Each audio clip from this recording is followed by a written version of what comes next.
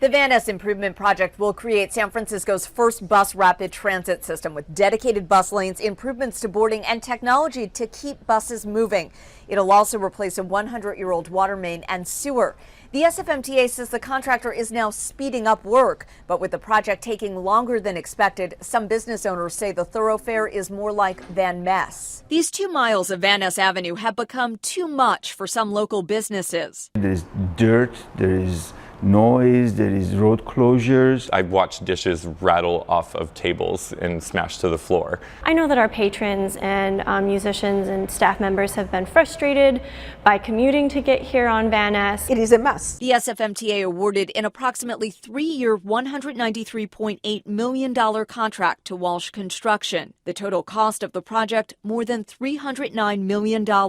Construction began in October of 2016. Substantial completion of construction was supposed to be reached next month around the 3-year mark, but the SFMTA says the overall project is just 36% complete.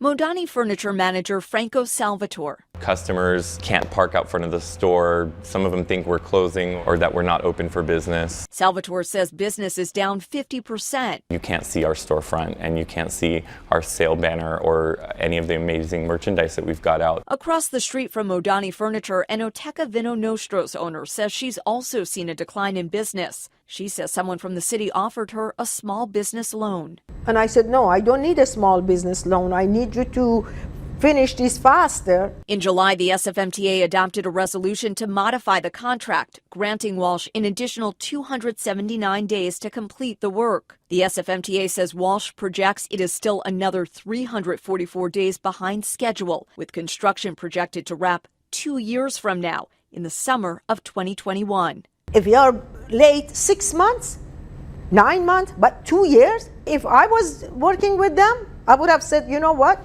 You're fired. SFMTA project manager Peter Gabancho. A project that was supposed to take 3 years is now 2 years over. Why?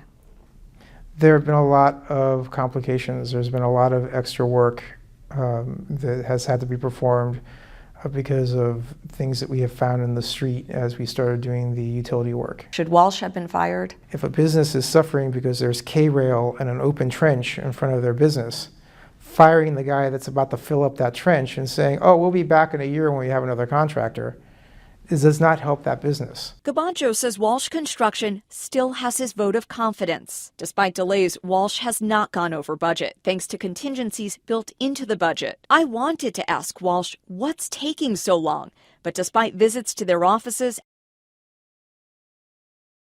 and calls to the project manager, no one would talk. Along with declining sales for businesses along Van Ness Avenue, it's gotten to be a little hectic out here. Paul Medina of SF Toyota says there are also safety issues, like this Recology truck, which stops in the middle of Van Ness to collect recycling.